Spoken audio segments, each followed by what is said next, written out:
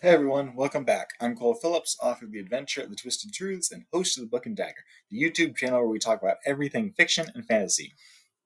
Uh, t- Now I know I'm a little late to the game. I haven't posted in forever, but this video. I'm going to talk a little bit about the cancellation of the Wheel of Time TV show.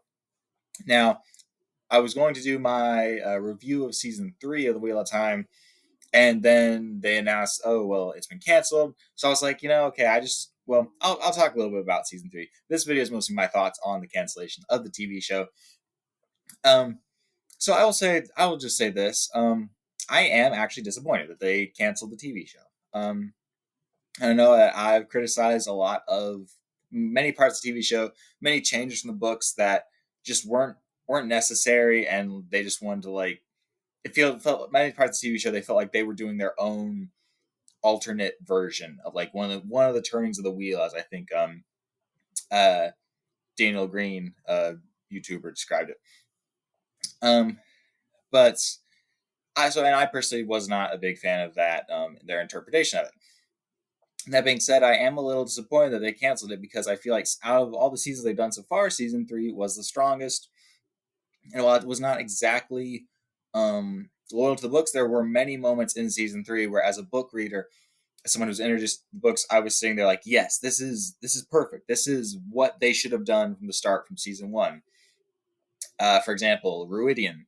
I thought Ruidian was done really, really good. The whole part where Rand walks through the pillars, Moraine and Avienda are in like the arches, and just like everything about Ruidian. That episode was amazing, phenomenal.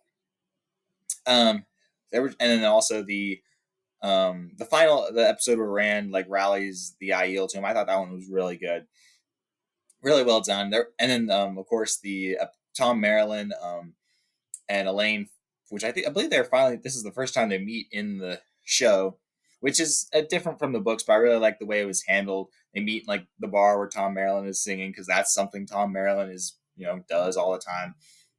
And I was really happy to see him brought back, because Tom Marilyn is one of my favorite Wheel of Time characters, and I do think the actor who played him and their portrayal of Tom Marilyn was done very, very well in the Wheel of Time TV show. That being said, there wasn't like I wasn't happy with everything.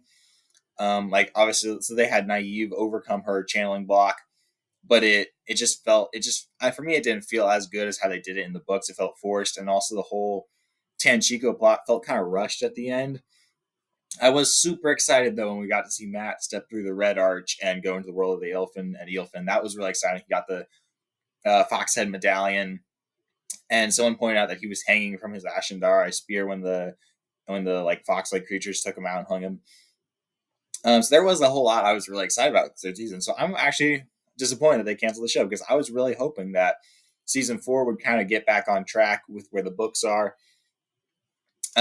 So yeah, I think Amazon has made a mistake here.